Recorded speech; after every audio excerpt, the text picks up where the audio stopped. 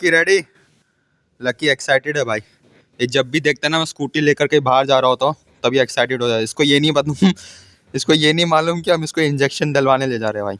इसको रेबीज का भी इंजेक्शन डलवाएंगे क्योंकि ये 3 महीने का हो गया है और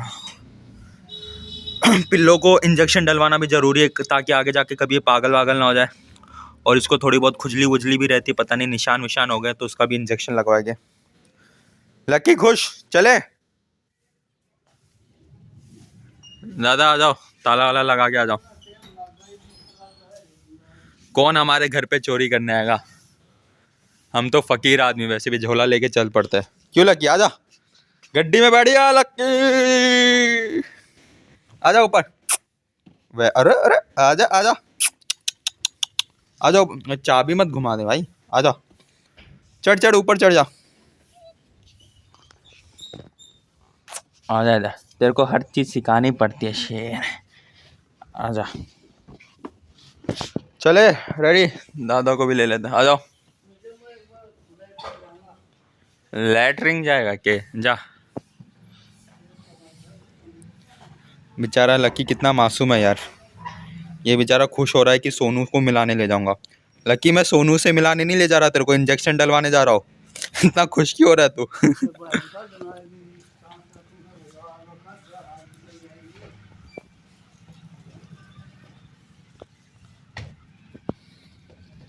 गुड मॉर्निंग फ्रेंड्स। सो आज डेट है 25 अक्टूबर और आज का जो वीडियो है वो कुछ लोगों के लिए बुरा हो सकता है, जो लोग स्पेशली फंडेड नेक्स्ट यूज कर रहे थे। तो मैं बता दूं आरबीआई ने फंडेड नेक्स्ट को बैन कर दिया है। मैं एक बार आपको लिस्ट दिखा देता हूं। सो ये है आरबीआई की अलर्ट लिस्ट जिसमें 13 ट्रेडिंग प्लेटफॉर्म ऐड हुए थे, जिसमें से एक नाम फंडेड नेक्स्ट का भी था। सो यहाँ पे अगर आप देखोगे तो टोटल 88 नेम्स है और जिसमें अगर आप यहाँ पे देख सकते हो 83 पे यहाँ पे फंडेड नेक्स्ट का नाम लिखा हुआ है। सो फंडेड नेक्स्ट को आरबीआई ने बैन कर दिया है। और पहले क्या होते थे अगर आप देखोगे तो मेनली जो फॉरेक्स ब्रोकर्स है उनको बैन किया जा रहा था, लेकिन अभी रिसेंटली प्रॉप फर्म्स को भी बैन करने लगी है आरबीआई। जिसमें अगर आप देखोगे तो काफ़ी फेमस नाम भी है यहाँ पे, आप देख सकते हो एफटीएमओ का नाम है और यहाँ पे फंडेड नेक्स्ट का भी नाम आ गया है। लेकिन अच्छी बात यह है कि अभी तक इसमें 5% का नाम नहीं है। अब देखो आरबीआई क्या सोच के इनको बैन करती है मुझे नहीं मालूम, क्या सोच के इसको अलर्ट लिस्ट में डाला, लेकिन जो मुझे लगता है वो मैं आपके साथ शेयर करना चाहूंगा कि फंडेड नेक्स्ट जो है ना बहुत ज्यादा पेड प्रमोशन वीडियोस लाती थी। अगर आप देखोगे सोशल मीडिया में, यूट्यूब्स में, तो उनके काफी वीडियोस थे, काफी डिस्काउंट्स ऑफर्स देती थी, 30% discount, 50% discount, use this coupon code, buy one get one free. So इतना प्रमोशन करने के बाद ना वो क्या हुआ, पब्लिक की नजरों में आ गया, ठीक है, और आरबीआई की भी नजरों में आ गया फंडेड नेक्स्ट, क्योंकि इतने सारे वीडियोस थे। अगर आप 5% को देखोगे तो 5% कोई भी ऐसे ऑफर्स नहीं लाता कि 30% डिस्काउंट, 50% डिस्काउंट, कूपन कोड ये यूज करो, bye one get one free. ऐसा कोई भी 5% ऑफर्स नहीं लाता और ना ही वो कोई पेड प्रमोशन वीडियोस करता है, ठीक है। वो कहते हैं गुमड़ी में सुमड़ी बन के रहो, सब सही रहेगा। और फंडेड नेक्स्ट ने क्या किया, बहुत सारे प्रमोशंस किए और उसका नतीजा हुआ कि आरबीआई से बैन मिला, ठीक है। बाकी सब जितने भी नाम देखो भाई काफी फेमस फेमस नाम है इनमें, ठीक है। सो ये चीज था और मुझे एक यूजर का मैसेज भी आया था, कमेंट आया था, यहाँ पे आप देख सकते हो, तुम सब यूट्यूबर्स की वजह से इन फ्यूचर गवर्नमेंट बैन कर देगी सब प्रॉप फर्म्स को भी, मत बताओ ये सब जनरल पब्लिक को। सो मैंने उसका रिप्लाई किया पब्लिक को भी तो फायदा होना चाहिए, इतना सेल्फिश नहीं होना चाहिए इंसान को। सो वो बोल रहा था कि ये सारी चीजें प्रॉप फर्म्स के बारे में जनरल पब्लिक यानी कि रिटेल ट्रेडर्स को मत बताओ, क्योंकि फिर जैसे जैसे रिटेल ट्रेडर्स आने लग जाएंगे तो आरबीआई 5% उसको भी बैन कर देगा, ठीक है। लेकिन क्या गलती मेरी है कि मैं ये सब वीडियोस लेकर आ रहा हूं? क्या गलती रिटेल ट्रेडर्स की है कि वो ये वीडियोस देख रहे हैं? गलती किसकी है? गलती यहाँ पे सरकार की है। भाई आप एक चीज बताओ मेरे को कि वो सब क्यों बैन कर रही है? भाई फॉरेक्स ट्रेडिंग इलीगल क्यों कर रखा है? बाकी कंट्रीज में तो इलीगल नहीं है, अमेरिका में, दुबई में, वहां पे तो ये सब बैन नहीं है, तो इंडिया में क्यों हो रहा है? और अभी रिसेंटली भाई ऑप्शन ट्रेडिंग में भी उन्होंने काफी बैन लगाया कि भाई बैंक निफ्टी नहीं कर सकते, फिर निफ्टी नहीं कर सकते। सो उनको समझना पड़ेगा, आरबीआई सेबी इन सबको समझना पड़ेगा कि भाई बैन लगाना कोई सोल्यूशन नहीं है, ठीक है।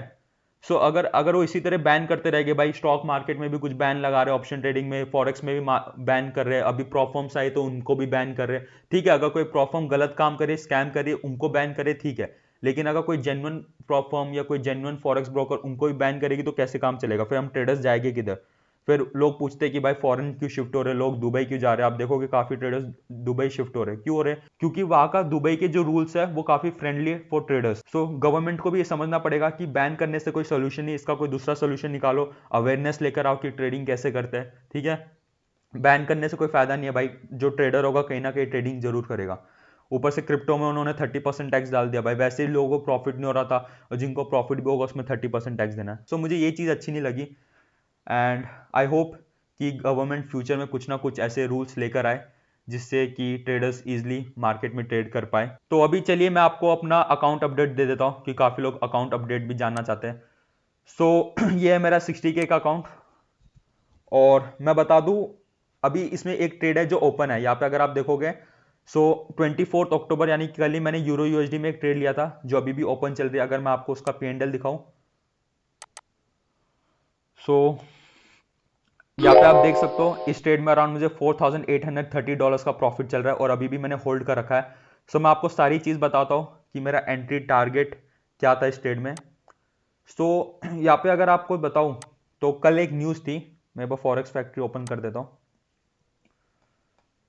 सो यहाँ पे आप देख सकते हो 24 अक्टूबर को यूरो की न्यूज़ थी 12:45 और 1 PM। तो 12:45 में मेरा एसएल हिट हो गया, और यूरो का 1 PM के मैंने बोला था कि बाय करना है, ऊपर जाएगा, टेलीग्राम में भी अपडेट दे दिया था। सो यहाँ पे आप देख सकते हो टाइम 1 बजे यहाँ पे।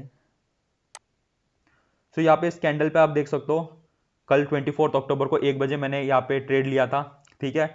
और यहाँ पे मेरी डायरेक्शन में गया, और जो मेरा 30 पिप्स का टारगेट है वो इजीली मुझे आधे घंटे में अचीव हो गया था। लेकिन फिर मैंने क्या सोचा कि क्यों ना नवीन इसको मैं होल्ड करूं, क्योंकि यहाँ पे एक रेजिस्टेंस लेवल था। अगर आप देखोगे तो मुझे लगा कि रेजिस्टेंस लेवल ब्रेक करेगा, और क्यों ना मैं अपना जो टारगेट है यानी कि 5% में ये जो आपका टारगेट दिया जाता है 8% का $4,800, क्यों ना मैं एक ट्रेड में अचीव करने की कोशिश करूं। सो मैंने क्या किया, मैंने अपना टारगेट ऑलमोस्ट 60 पिप्स का यहाँ पे डाल दिया। आप देख सकते हो मेरा टारगेट 1.08321 पे यहाँ पे डाल रखा है मैंने, और जो एसएल था ट्रेल करके कॉस्ट लेवल पे डाल दिया, ठीक है। और एक्चुअली मैंने अपना रूल ब्रेक किया, क्योंकि रूल के अकॉर्डिंग तो भाई मेरे को 30 पिप्स में निकलना था, और ये 30 पिप्स का टारगेट अचीव हो गया था। और 2 बजे जो जीबीपी की न्यूज़ थी उसमें मेरी एनालिसिस डाउन साइड की थी। सो अगर मैं आपको दिखाऊं तो जीबीपी की, अगर मैं आपको चार्ट दिखाऊं तो आप देखो ये। सो 2 बजे ये डाउन गया, और मेरी एनालिसिस 2 बजे यही थी कि जीबीपी डाउन जाएगा, और उसमें मैं डबल लॉट लेता, यानी कि मैंने 10 लॉट से ट्रेड लिया तो मैं इसमें 20 लॉट लेता, और 20 लॉट से मेरे हिसाब से मुझे सिर्फ 10 से 12 पिप चाहिए था अपना टारगेट अचीव करने के लिए। और अगर वो करता तो यहाँ पे मेरा टारगेट अचीव होता, और मेरा फेज 1 क्लियर हो जाता अभी तक, ठीक है। यहाँ पे तो मेरे को फेज 2 का अकाउंट भी मिल जाता अभी तक। लेकिन मैंने रूल्स ब्रेक किया, मैंने जीबीपी में ट्रेड नहीं लिया, और यूरो को ही होल्ड करने की कोशिश की, और अभी तक होल्ड ही कर रहा हूं मैं। इसका सारा अपडेट मैंने अपने टेलीग्राम चैनल में भी दिया था। ये देखो 12:45 PM जिसमें एसएल हिट हुआ था। उसके बाद same analysis for 1 PM news also, यानी कि इसमें भी अपसाइड ही था, और उसमें अच्छा मूव आया। और यहाँ पे मैंने बोला भी था TP hit I am holding my trade, यहाँ पे टाइम देख लो 1:34 PM। और फिर मैंने अवॉइड करने को बोला 2 PM की जीबीपी न्यूज़। अगर मैं करता तो भाई मैं तो 10-12 पिप का टारगेट डालता जितना मेरे को चाहिए था। फिर यहाँ पे मैंने बोला भी आई ब्रेक माई रूल, जो मैंने आपको अभी एक्सप्लेन किया। और क्या होता है ना, कभी कभी हम ओवर एनालिसिस करते हैं, उसके वजह से हम अपनी ट्रेडिंग को डिफिकल्ट कर देते हैं। और जो आरबीआई की लिस्ट थी जिसमें फंडिंग नेक्स्ट बैन कर दिया, वो भी मैंने यहाँ पे बता दिया था, ये लिंक भी शेयर कर दिया था। और इस ट्रेड को मैं होल्ड कर रहा था, 715 वाली जो ट्रेड थी वो भी मैंने दी थी, लेकिन मैंने नहीं लिया क्योंकि मैं इसी ट्रेड को होल्ड कर रहा था, यूरो यूएसडी अपसाइड।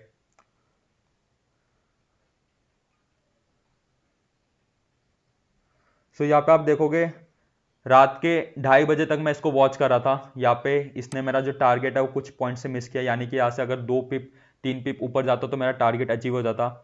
और अभी आप सोच रहे होगे कि भाई रात के 1-2 बजे मैं क्या कर रहा था, मैं सोया क्यों नहीं। तो मैं बता दूं भाई, कल रात को ही लक्की ने मेरे को काट लिया पाँव में उसका भी अपडेट मैंने दे दिया था यहाँ पे।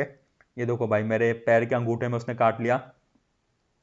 एंड हुआ क्या ना कि वो टेरेस में था भाई, और छत में क्या ना कि वो बहुत, कभी जो टंकी होती है उसके पाइप को काटने लग जाता है, कभी यहाँ पे लैटरिंग करेगा, और यहाँ पे इसका गिरने का भी डर होता है। तो मैं उसको भगा रहा था छत से, पैर से भगा रहा था कि उसको लात मार के कि जा जा भाई नीचे चले जा। और उसी समय उसने मेरे यहाँ पे अंगूठे में काट लिया। तो भाई अंगूठे में काटा तो भाई, एक तो ओवरनाइट ट्रेड होल्ड कर रखी है, ठीक है ये वाली, और अंगूठे में काट लिया। तो मेरे को टेंशन हो गया भाई, मैं यूट्यूब में देखने लग गया भाई कि क्या होगा, रेबीज तो नहीं हो जाएगा, इंजेक्शन तो नहीं लगाना पड़ेगा।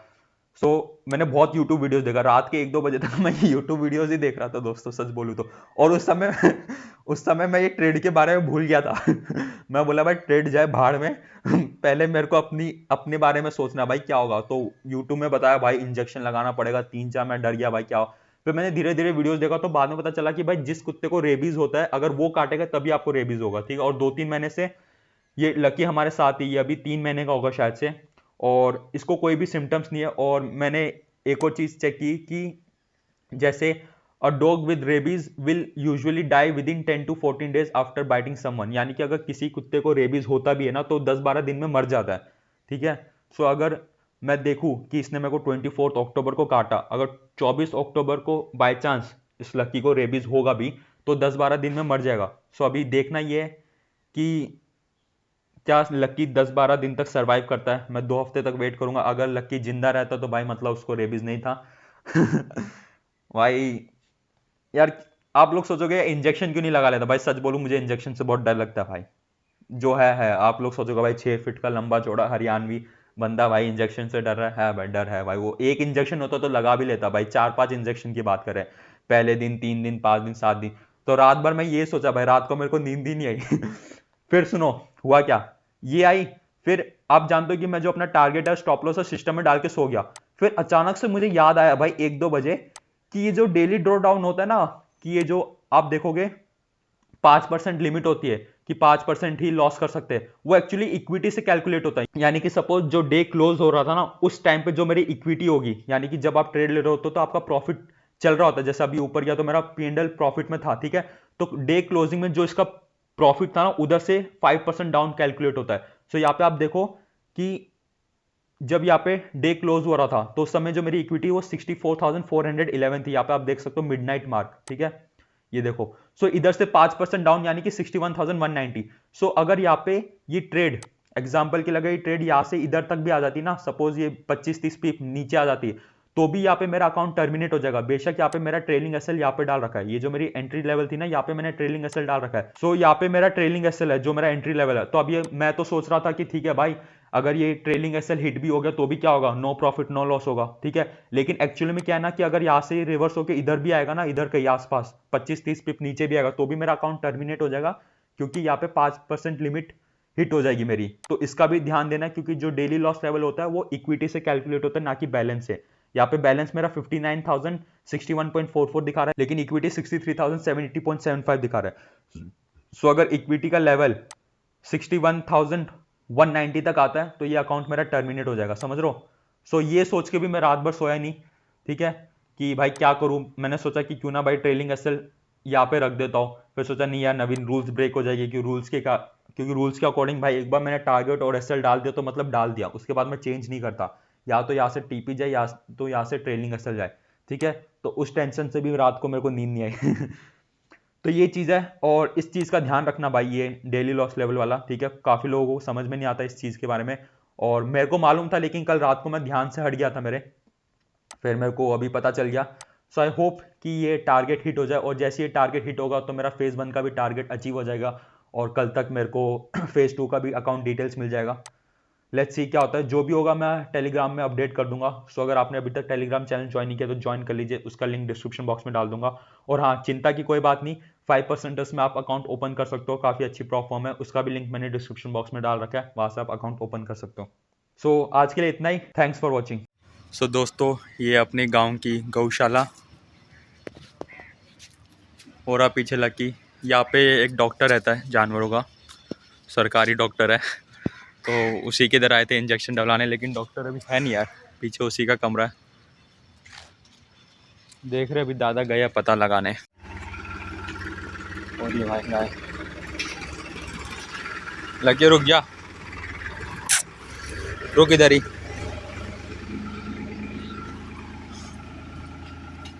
और ये गाय अंदर,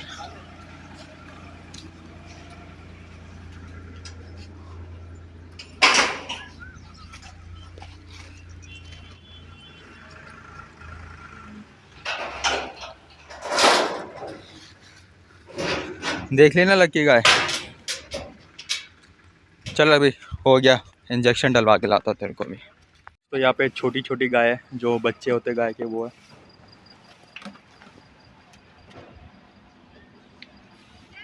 इनको लग रहा है मैं कुछ खाने के लिए लाया, अभी तो कुछ नहीं, अगली बार आऊँगा तो लाऊंगा खाने के लिए। ओ भाई कितने प्यारे यार लकी।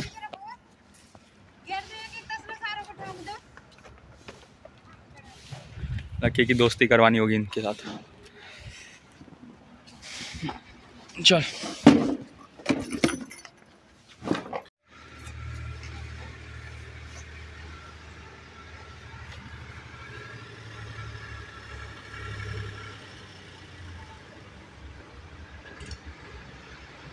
आजा नीचे उधर जा। कुछ नहीं, अंडे खिला देगा इसको, शाम को सही हो जाएगा।